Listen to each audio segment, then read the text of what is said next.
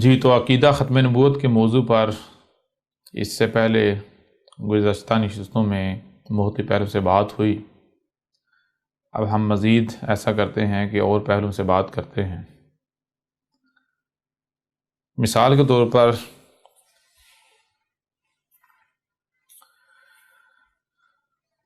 جیسا کہ پیچھے آپ کے اوپر واضح کر دیا گیا کہ عقیدہ ختم نبوت کیا ہے۔ کوئی بھی کام کیا جاتا ہے، کوئی بھی بات کی جاتی ہے تو اس کا کوئی نہ کوئی مقصد لازم ہوتا ہے۔ مثال کے طور پر آپ کوئی بھی کام کرتے ہیں، کچھ بھی کرتے ہیں تو اس کا کوئی نہ کوئی مقصد لازم ہوگا۔ بالکل اسی طرح عقیدہ ختم نبوت جو ہے، یعنی جس سے مراد یہ لیا جاتا ہے کہ محمد جو ہے وہ نہ صرف آخری نبی تھے بلکہ آخری رسول تھے۔ محمد کے بعد کوئی نبی نہیں، کوئی رسول نہیں۔ یہ بات آپ اس وقت تک نہیں سمجھ سکتے، اس وقت تک نہیں جان سکتے جب تک کہ آپ یہ نہیں جان لیتے کہ رسول یا نبی کا مقصد کیا ہوتا ہے۔ یعنی رسول کی بعثت کا مقصد کیا ہوتا ہے، جو نبی ہوتا ہے اس کا مقصد کیا ہوتا ہے۔ سوال یہ پیدا ہوتا ہے کہ کیا رسول یا نبی کی بعثت کا مقصد یہ ہوتا ہے کہ اس کو بت بنا لیا جائے؟ یعنی کہ اللہ یہ چاہتا ہے، ایشور کہیں، گاڈ کہیں، دیوس کہیں، اللہ کہیں، جو بھی نام دیں، رب کہیں، کیا اس کی چاہت یہ ہوتی ہے کہ وہ ایک لوگوں کے اذہان میں بت کریٹ کرنا چاہتا ہے، بت تخلیق کرنا چاہتا ہے؟ اگر تو اس کی چاہت یہ ہوتی ہے تو پھر تو ٹھیک ہے، جو ہو رہا ہے ایسا ہی ہونا چاہیے، یعنی کہ ایک رسول بھیجا، اس کے بعد جو ہے دروازہ بند کر دینا چاہیے۔ لیکن یہاں بھی قابل غور بات یہ ہے کہ اگر اس کی چاہت یہی تھی، یہی ہے یا یہی ہوتی تو پھر سوال یہ پیدا ہوتا ہے کہ کیا صرف اور صرف محمد کو ہی بھیجا؟ کیا محمد واحد اکیلا ایک رسول تھا؟ اگر تو محمد ایک رسول تھا، اس کے علاوہ اور کوئی رسول نہیں تھا، کوئی رسول نہیں ہوا، کوئی رسول نہیں آیا، تو پھر تو بات بالکل واضح ہو جاتی ہے کہ اللہ، گاڈ، ایشور، دیوس، اس کا مقصد یہ ہے کہ رسول کی بعثت کا مقصد یہ تھا کہ لوگوں کے اذہان میں ایک جو ہے بت کریٹ کیا جائے، بت تخلیق کیا جائے۔ لیکن اگر ایسا نہیں ہے، یعنی محمد کے علاوہ اور بھی رسول آئے، تو پھر اس سے یہ بات بالکل کھل کر واضح ہو جاتی ہے کہ اللہ، گاڈ، ایشور، رب، خدا، دیوس، جو بھی نام دیں، آپ جو بھی نام دیں، اس کا مقصد قطعاً یہ نہیں ہے کہ وہ رسول کو اس مقصد کے لیے بھیجتا ہے کہ لوگوں کے اذہان میں بت تخلیق کیا جائے۔ پہلی بات تو یہ ہوگی۔ دوسری بات یہ ہے کہ اب ہمارے اوپر یہ لازم ہو گیا کہ ہم یہ جانیں کہ آیا رسول یا نبی کی بعثت کا مقصد کیا ہوتا ہے، کیونکہ جب تک ہم رسول یا نبی کی بعثت کے مقصد کو نہیں جان لیتے، جب تک ہمارے اوپر یہ واضح نہیں ہو جاتا کہ رسول یا نبی کی بعثت کا مقصد کیا ہے، تب تک ہم یہ کہہ ہی نہیں سکتے کہ محمد آخری رسول تھا یا نہیں تھا۔ یعنی آخری نبی اور رسول تھا، چلو یہ تو بعد کی بات ہے، یہ بھی نہیں کہہ سکتے کہ آخری نبی اور رسول نہیں تھا۔ یعنی نہ ہاں کہہ سکتے ہیں، نہ ہی نہ کہہ سکتے ہیں۔ پھر جب ہمیں یہ علم نہیں ہوگا کہ رسول جو ہے یا نبی جو ہے اس کی بعثت کا مقصد کیا ہوتا ہے، تو پھر ہم کیا کریں گے؟ جیسا کہ گزشتہ نشستوں میں بھی بالکل کھل کر واضح کر دیا گیا، جو کہ آج تک ہوتا چلا رہا ہے، جو ہو رہا ہے وہ کیا ہو رہا ہے؟ جس پر اپنے آباء اجداد کو پایا وہی کیا جائے گا، وہی کیا جاتا رہے گا۔ اب میں آپ سے سوال کرتا ہوں کہ آپ میں سے کتنے ہیں جن کو یہ علم ہے کہ نبی یا رسول کی بعثت کا مقصد کیا ہوتا ہے؟ مقصد کیا ہے؟ یا ایسے اللہ نے کچھ بھی قدر میں کیا ہے تو کیا اللہ نے بغیر مقصد قدر میں کیا؟ اللہ کچھ بھی کرتا ہے تو بغیر مقصد کرتا ہے، یعنی بغیر حق کرتا ہے۔ بغیر حق کا مطلب ہے بغیر مقصد کے کرتا ہے۔ جس قرآن کو آپ اپنے لیے دلیل سمجھتے ہیں، جس قرآن کو آپ اپنے لیے حجت سمجھتے ہیں، اسی قرآن میں اللہ کا بار بار کہنا ہے کہ اللہ کوئی بھی کام کرتا ہے، اللہ کچھ بھی کرتا ہے تو وہ بغیر حق نہیں کرتا۔ اللہ جو بھی کرتا ہے اللہ بالحق کرتا ہے، یعنی اللہ جو بھی کرتا ہے با مقصد کرتا ہے، بغیر مقصد کے، بغیر وجہ کے کچھ بھی نہیں کرتا۔ جب اللہ جو بھی کرتا ہے بالحق کرتا ہے، بغیر الحق نہیں کرتا، تو پھر سوال یہ پیدا ہوتا ہے کہ کیا رسولوں یا نبیوں کی بعثت کو اللہ نے بغیر الحق قدر میں کر دیا؟ ایسا تو ممکن ہی نہیں۔ اگر بغیر حق نہیں کیا، یعنی بغیر کسی مقصد کے نہیں کیا، تو پھر کیا ہمارے اوپر یہ لازم نہیں کہ ہم یہ جانیں کہ رسول یا نبی کی بعثت کا مقصد کیا ہوتا ہے؟ کیوں؟ کیونکہ جب تک ہم مقصد کو جانیں گے نہیں، آپ مقصد کو جان نہیں لیتے، پہچان نہیں لیتے، تب تک آپ کو کیا پتا کہ بھائی رسول کو کیوں بھیجا گیا، ہم نے کیا کرنا ہے، کیا نہیں کرنا۔ تو اس لیے یہ آپ پر لازم ہے، ہر ایک کے اوپر لازم ہے کہ آپ جانیں کہ آیا رسول کی بعثت کا مقصد کیا ہے، رسول یا نبی کی بعثت کا مقصد کیا ہوتا ہے۔ جب تک آپ اسے جان نہیں لیتے تب تک آپ یہ کہہ ہی نہیں سکتے کہ محمد آخری نبی تھا، آخری رسول تھا۔ یہاں تک کہ یہ بھی نہیں کہہ سکتے کہ محمد آخری رسول یا آخری نبی نہیں تھا، یعنی آپ نہ ہاں کر سکتے ہیں نہ ہی نہ کر سکتے ہیں۔ اس لیے سب سے پہلے آپ پر لازم ہے کہ آپ جانیں کہ رسول یا نبی کی بعثت کا مقصد کیا ہوتا ہے۔ تو یعنی کہ اسی پہلو سے ہم بات کریں گے، اسی پہلو سے ہم کھول کر واضح کریں گے کہ نہ صرف محمد جو ہے وہ آخری نبی تھا، نہ آخری رسول تھا، بلکہ محمد جو ہے وہ یہ تو جو بر صغیر کے لوگ ہیں، جو اردو بولنے والے ہیں، ان کے لیے رسول تھا ہی نہیں۔ اسی پہلو سے کھول کر ہم آپ کے اوپر واضح کریں گے۔ اب آتے ہیں اس طرف کہ آیا رسول کی بعثت کا مقصد کیا ہوتا ہے۔ تو دیکھیں، کہیں پر بھی بات کرنی ہے، کسی بھی بات کرنی ہے، تو اس کے لیے یہ جان لیں کہ بات کہاں سے شروع کی جاتی ہے۔ اگر کہیں پر بات کرنے کی ضرورت پیش آتی ہے تو بات کرنے کی ضرورت کہاں پیش آتی ہے؟ بات کرنے کی ضرورت وہیں پیش آتی ہے جہاں پر اختلاف ہوتا ہے، یعنی کہ ایک شخص ہے یا ایک فریق ہے، وہ کسی اور نقطے پر پہنچتا ہے، وہ کسی اور بات کو حق کہہ رہا ہوتا ہے، دوسرا فریق جو ہے وہ کسی اور نقطے پر پہنچا ہوا ہوتا ہے، کسی اور بات، اس کے بالکل برعکس جو ہے وہ دوسری بات کو یا اس سے فرق رکھنے والی بات کو حق کہہ رہا ہوتا ہے۔ اب یہ بالکل ایسا ہی ہے کہ ایک کہے 2 + 2 6 ہوتا ہے، دوسرا کہے 2 + 2 4 ہوتا ہے یا 5 ہوتا ہے۔ اب یہ بات طے شدہ ہے، پہلی بات، یا تو وہ دونوں کے دونوں غلط ہیں، دونوں کو حقیقت کا نہیں علم، یا پھر ان میں سے ایک صحیح ہے اور ایک غلط ہے۔ دونوں صحیح نہیں ہو سکتے، یعنی ایک سے زائد صحیح ایک ہی ہو سکتا ہے، ایک ہی ہوتا ہے، ایک سے زائد جو ہے وہ صحیح نہیں ہو سکتے۔ تو اب جو اختلاف پیدا ہوتا ہے، اختلاف کو دور کیسے کیا جائے؟ اختلاف کو آپ اس وقت تک دور نہیں کر سکتے جب تک کہ آپ یہ نہیں جان لیتے کہ اختلاف ہوتا کیا ہے۔ جب آپ یہ جان لیں کہ اختلاف کیا ہوتا ہے تو آپ کے اوپر یہ بات واضح ہو جائے گی کہ اختلاف دور کیسے ہوتا ہے۔ تو اس کے لیے سب سے پہلے یہ جاننا پڑے گا کہ اختلاف ہوتا کیا ہے، اختلاف کسے کہتے ہیں۔ مثال کے طور پر آپ ذرا غور کریں، آپ کو سننے کی صلاحیت دی گئی، آپ کو دیکھنے کی صلاحیت دی گئی، جو آپ سنتے اور دیکھتے ہیں، کیا آپ جو کچھ بھی سن اور دیکھ رہے ہیں یہ کل کا کل ہے؟ کیا آپ کو یقین ہے کہ اس کے علاوہ اور کچھ بھی ایگزسٹ نہیں کرتا؟ بالفرض اگر کسی بھی موضوع کو لے لیں، کسی بھی بات کو لے لیں، کسی بھی شے کو لے لیں، کیا اس شے کے بارے میں، اس موضوع کے بارے میں آپ کے پاس مکمل علم آ چکا کہ آپ نے اس کے بارے میں جو کچھ بھی سنا، جو کچھ بھی دیکھا، وہ کل کا کل ہے؟ اگر تو کل کا کل ہے، آپ کو یقین ہے، یہ گارنٹی ہے، تو پھر آپ بالکل صحیح نتیجے پر پہنچیں گے، اسے سمجھیں گے تو پرفیکٹ نتیجے پر پہنچیں گے۔ لیکن اگر آپ نے جو سنا، آپ نے جو دیکھا، وہ کل کا کل نہیں ہے بلکہ محدود ہے، تو پھر اس کا مطلب کیا ہے؟ اس کا مطلب بالکل واضح ہے کہ بہت سارے پہلو، بہت ساری چیزیں آپ سے چھپی ہوئی ہیں، بہت ساری اشیاء آپ سے چھپی ہوئی ہیں، بہت سارے پہلو آپ سے چھپے ہوئے ہیں، جس کی وجہ سے آپ جس نتیجے پر آج پہنچے ہیں وہ نتیجہ صحیح نہیں ہے۔ لہٰذا عین ممکن ہے کسی سے بھی آپ کا اختلاف ہو جائے، ہو سکتا ہے جو آپ سے پچھلی سٹیج پر ہے اس سے آپ کا اختلاف ہو جائے، جو آپ کے اگلی سٹیج پر ہے اس سے آپ کا اختلاف ہو جائے۔ اگر کوئی آپ سے پچھلی سٹیج پر ہے، اس سے آپ کا اختلاف ہوتا ہے، تو پھر آپ بنسبت اس کے حق پر ہوں گے، اور اگر کوئی آپ سے اگلی سٹیج پر ہے، آپ سے آگے ہے، اسے وہ سنائی اور دکھائی دے رہا ہے جو آپ کو سنائی اور دکھائی نہیں دے رہا، اس کے سامنے وہ پہلو آگے جو ابھی آپ سے چھپے ہوئے ہیں، تو پھر آپ حق پر نہیں ہوں گے بلکہ وہ حق پر ہوگا۔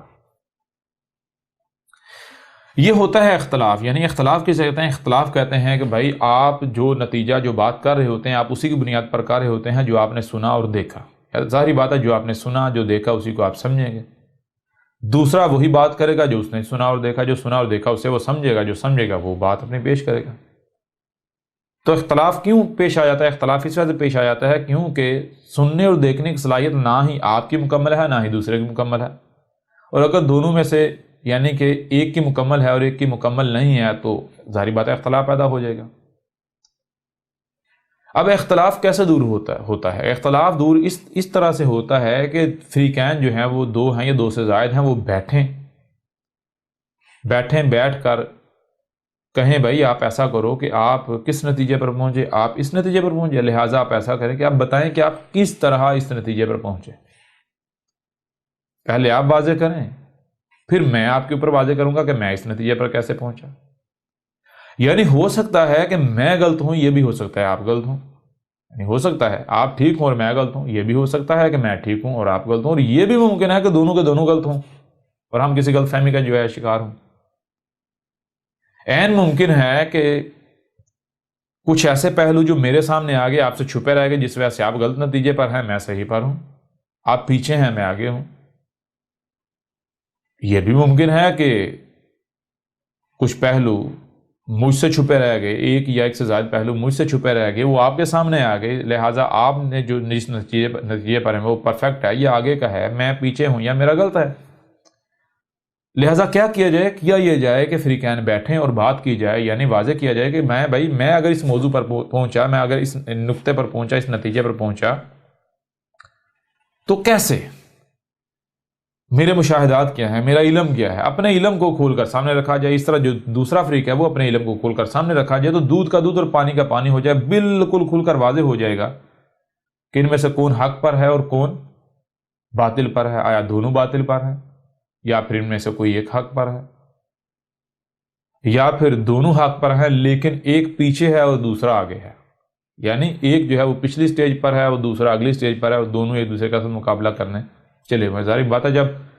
دو مختلف سٹیجیں جو ہے ان کو آمنے سامنے لے کر آئیں گے تو وہ پھر ظاہری بات ہے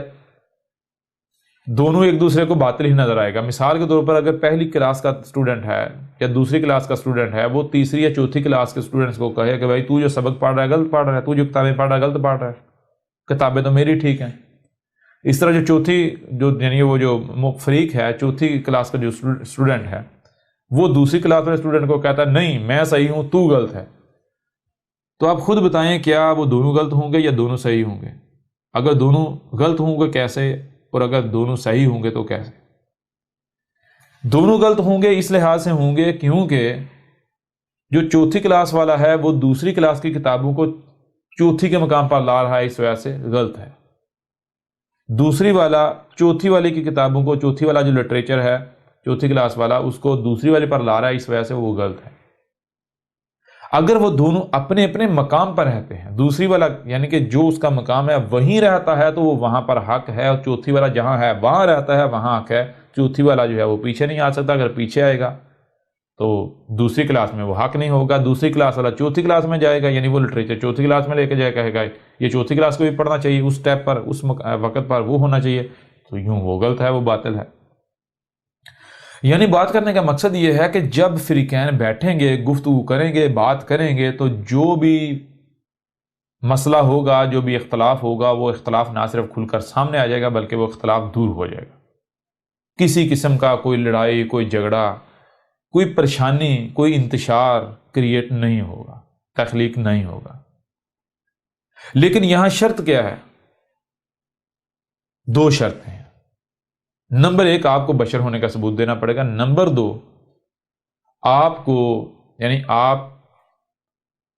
حق کے طلبگار ہیں۔ اگر آپ حق کے طلبگار نہیں ہیں تو پھر بھی آپ جو ہے وہ اختلاف، یعنی کہ اگر آپ کا کسی کے ساتھ اختلاف بنتا ہے یا کسی کا آپ کے ساتھ بنتا ہے تو اختلاف دور نہیں ہوگا، وہ اختلاف نہ صرف برقرار رہے گا بلکہ پھر وہ تفریق در تفریق جو ہے وہ تقسیم در تقسیم سلسلہ آگے بڑھتا چلا جائے گا، دشمنیاں پیدا ہوں گی، یہ پھر یہ چیزیں آگے ارتقا کرتی کرتی اپنے پیک تک جائیں گی، جس کا نقصان پھر بتانے کی ضرورت نہیں ہے، آپ خود غور کریں، آپ کے سامنے آ جائے گا۔ اور دوسری صورت جو ہے وہ یہ ہے کہ اگر آپ اپنے بشر ہونے کا ثبوت نہیں دیتے، یعنی اگر آپ اپنے بشر ہونے کا ثبوت نہیں دیتے تو اس کا نتیجہ یہ نکلے گا کہ اختلاف دور نہیں ہوگا۔ اب بشر ہونے کا ثبوت دینا کیا ہے، اس کو آپ کے اوپر واضح کرتے ہیں، اور یہاں پر ایک اور بات واضح کرتے ہیں، وہ یہ کہ مثال کو ابھی ہم جو بات کر رہے ہیں، مثال کو چھوٹے چھوٹے موضوعات کو ہم سامنے لا رہے ہیں، جس سے بظاہر یہ لگ رہا ہے کہ ہم ادھر سے ادھر، ادھر سے ادھر، ادھر سے ادھر، یعنی ڈی ٹریک ہو رہے ہیں، موضوع سے ہٹ رہے ہیں، تو حقیقت یہ نہیں ہے، ہم موضوع سے ہٹ نہیں رہے، ہم ڈی ٹریک نہیں ہو رہے، بلکہ جیسے ایک عمارت بنانی ہوتی ہے تو عمارت کے لیے کیا کیا جاتا ہے، پہلے میٹیریل جو ہے وہ اکٹھا کیا جاتا ہے، اینٹیں لائی جاتی ہیں، سیمنٹ لایا جاتا ہے، ریت لائی جاتی ہے، بجری لائی جاتی ہے۔ جب وہ چیزیں لائی جا رہی ہوتی ہیں تو اس وقت یعنی کہ وہ کچھ سمجھ نہیں آ رہی ہوتی کہ ان کا کیا مقصد ہے، یہ کیوں لائی جا رہی ہیں۔ بھائی پہلے اینٹیں لائی، اب جو ہے وہ سریا لایا جا رہا ہے، پھر ریت لائی جا رہی ہے، کیا ان کا تعلق کیا آپس میں، یہ تو کوئی تعلق نظر نہیں آ رہا۔ لیکن جب ان کو استعمال کیا جاتا ہے، ان کو ان کے مقامات پر رکھا جاتا ہے، عمارت وضع ہو جاتی ہے، تو پھر ہر شے کی سمجھ آ جاتی ہے، ہاں بھائی اگر بجری اس وقت لائے گی کیوں لائے گی، ریت لائے گی کیوں لائے گی، سیمنٹ لایا گیا کیوں لایا گیا، سریا لایا گیا کیوں لایا گیا۔ بالکل اسی طرح اس وقت ہم جو چھوٹے چھوٹے موضوعات ہیں، یہ سب موضوعات ہیں، جب ان کو ہم سامنے لا رہے ہیں، ان کے اوپر بات کر رہے ہیں، تو ایسا نہیں کہ ہم ڈی ٹریک ہو رہے ہیں، بلکہ یوں سمجھے جو عمارت ہم نے تخلیق کرنی ہے، تعمیر کرنی ہے، اس کے لیے ہم جو مواد ہے، میٹیریل، وہ اکٹھا کر رہے ہیں۔ جب یہ میٹیریل اپنے اپنے مقام پر جڑے گا تو پھر ہر چیز آپ کے اوپر واضح ہو جائے گی، یعنی بالکل واضح ہو جائے گا، ہاں فلاں چیز کو سامنے لایا گیا کیوں لایا گیا، فلاں موضوع یعنی بات کو سامنے لایا گیا کیوں لایا گیا۔ تو بہرحال واپس آئیں، اب سوال یہ پیدا ہوتا ہے کہ بشر ہونے کا ثبوت دینا کیا ہے۔ تو آپ دیکھیں زمین پر کیا صرف اور صرف یہ دو ٹانگوں والے یعنی کہ جو آپ جیسے بشری آباد ہیں، یا پھر اور بھی مخلوقات ہیں، تو آپ کو نظر آئے گا اور بہت ساری مخلوقات۔ مثال کے طور پر آپ زمین پر دیکھتے ہیں کہ اس بشر کے علاوہ کتے بھی موجود ہیں۔ اب کتوں کا معاملہ کیا ہے، بالفرض 2 4 8 10 کتے یا ایک سے زائد کتے جو ہیں وہ جا رہے ہیں کہیں پر، انہیں کہیں پر ہڈی مل جاتی ہے۔ اب ہوتا یہ ہے کہ ان میں سے ہر کتا یہ سمجھتا ہے کہ اس ہڈی پر میرا حق ہے، اس میرا حق ہے، لہٰذا ایسا نہیں ہوتا کہ وہ کتے بیٹھیں اور بیٹھ کر آپس میں بات چیت کریں، طے کریں کہ بھائی کس کا حق ہے یا کس کا حق نہیں ہے، یعنی یہ ہڈی ملی تو کیسے ملی، کس طرح